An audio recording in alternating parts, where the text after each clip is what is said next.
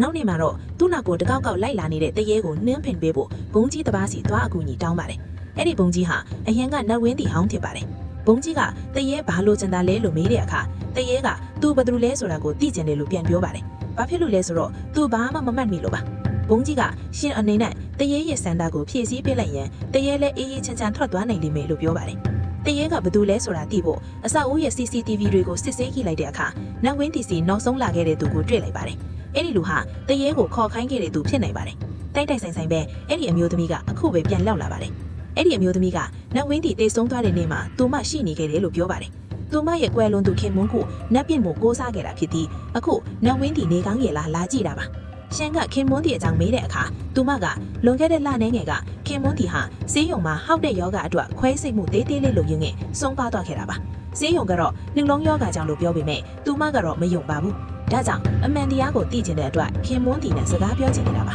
ခင်မွန်းတီရဲ့နာမည်ကလီကန်ဖုံးလို့သိလိုက်တဲ့အချိန်မှာပဲတရေကအားလုံးကိုပြန်မှတ်မိသွားပါတော့တယ်သူဟာအဲ့ဒီအမျိုးသမီးရဲ့ခင်မွန်းတီပြီးသူတို့မှသမီးလေးတစ်ယောက်ရှိပါတယ်သူတို့ဟာပျော်ရွှင်တဲ့မိသားစုလေးဖြစ်ပြီးခွဲစိတ်မှုကလည်းအန်တရာယ်မရှိနိုင်တဲ့အတွက်အေးဟေးစစ်စစ်ပဲရှိနေကြတာပါသူကသူ့ဇနီးရဲ့နာမည်မင်ကျူးလို့အော်ပြီးသွားဖတ်ပါတယ်ဒါပေမဲ့သူကရှင်ရဲ့ကိုယ်ထဲမှာရှိနေတဲ့အတွက်မင်ကျူးကစိတ်ဆိုပြီးသူ့ကိုတွန်းထုတ်ပြီးထွက်သွားပါတယ်လီဟာခွဲစိတ်မှုလုပ်တဲ့နေ့တည်းအားလုံးကိုပြန်မှတ်မိသွားကြောင်းပြောပြပါတယ်ဆေးရုံကနှလုံးယောဂကြောင့်လို့လင်းခဲ့ပါတယ်တကယ်တော့ဆေးဘက်နီးများအမားကြောင့်သူသေဆုံးသွားခဲ့တာပါနတ်စမလေးကအရေးပေါ်တူတာမှုကုသဖို့စ조사ခဲ့ပြီးမြဲဆရာဝန်ကခွင့်မပြုပါဘူးနှလုံးရက်ပြီးသေဆုံးသွားကြောင်းလိန်ခိုင်းပါတယ်တစ်ဖက်မှာတော့ရှင်ရဲ့အမေကရှင်သိမ်းထားတဲ့ကိုရေရာဇဝင်ကိုတွေ့ပြီးသူသားဟာအဖေဒီရဲ့နာမည်ကြောင့်အလုံးမရတာကိုသိသွားပါတယ်သူမကမိခိုးရဲမှာတယောက်တည်းအရက်တောက်နေတဲ့ရှင်ကိုပိုင်ရှင်းနေရုံခံဖွင့်ဖို့အကြံပေးပါတယ်သူမမှာဝန်တန်း200ရှိပြီးအဲ့ဒီတဲကနေကူညီပေးမယ်လို့ပြောပါတယ်ရှင်ကတော့အမေအကောင့်ထဲကပတ်စံ30လဲ့နေလာကိုသိသွားမှကြောက်တဲ့အတွက်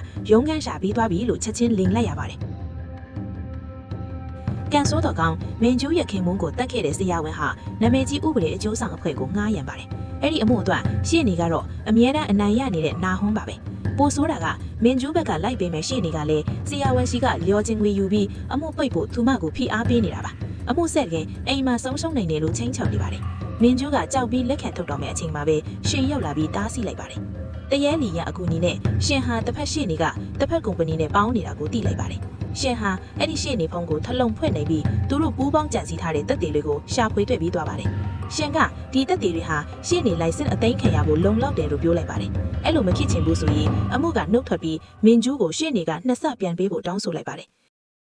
်တရားခွင့်နေမှာတော့ရှင်ရဲ့မိသားစုဝင်တွေဟာသူ့ရဲ့ပထမအမှုအတွက်အားပေးဖို့လိုက်လာကြပါတယ်လီဟာသူ့ကိုတတ်ခဲ့တဲ့ဆရာဝန်ကိုမြင်တော့အများကြီးဒေါသထွက်လာပါတယ်ဒါပေမဲ့ရှင်ကစိတ်ထိန်ဖို့ပြောပါတယ်ဘာဖြစ်လို့လဲဆိုတော့လီစိတ်လွတ်သွားရင်သူ့ကိုယ်ကိုဝင်ပူးပြီးတရားခွင့်မှာပြဿနာတက်နိုင်လို့ပါ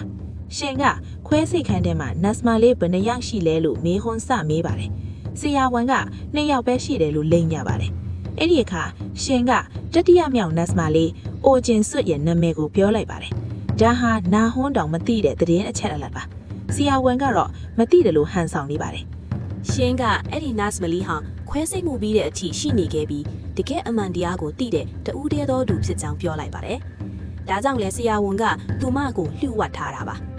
ရှင်ကအဲ့ဒီနတ်စမလေးကိုရှာမတွေ့သေးပေမဲ့ဆရာဝန်ရဲ့မျက်နှာကကြောက်ရွံ့မှုကိုကြည့်ပြီးသူလိမ်နေလဲဆိုတာကိုသက်သေပြလိုက်ပါတယ်အခုတော့နာဟွန်းရဲ့တိုက်စစ်ဆင်ရမယ့်အလဲပါသူမကရှင်းမသိတဲ့အချက်လက်တစ်ခုကိုပြောလိုက်ပါတယ်အဲ့ဒါကတော့လီဟာရိုးရိုးသားသားတက်ဆီမောင်းသူမဟုတ်ပဲအရင်ကလူမိုက်ကွိုင်းခေါင်းဆောင်ဟောင်းထက်ခဲ့တာပါဝိုင်းအချင်းချင်းချကြတော့ကသူဟာနှလုံးဝန်းကျင်မှာဓာတ်နဲ့အထိုးခံတွေ့ရပြီးနှလုံးခွဲစိတ်ဖူးတဲ့ရာဇဝင်ရှိပါတယ်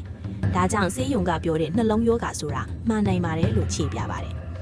ဒါပေမဲ့ဆရာဝန်ကလီဟာခွဲစိတ်နေတုန်း nurse တွေကိုဆဲဆိုချင်းချောက်ခဲ့တယ်အိမ်မှာလဲသူ့မိန်းမနဲ့သမီးကိုနှိပ်စက်လက်ရှိတယ်လို့လိန်ညာပြောတဲ့အခါမှာတော့လီတယောက်စိတ်မထိန်နိုင်တော့ပဲရှင်းရဲ့ကိုယ်ထဲကိုဝင်ပူးပါတော့တယ်တရားခွင်ထဲမှာရှင်းကဆရာဝန်ကိုဆဲဆိုပြီးထိုးချိတ်ဖို့စ조사တဲ့အတွက်အားလုံးအံ့ဩသွားကြပါတယ်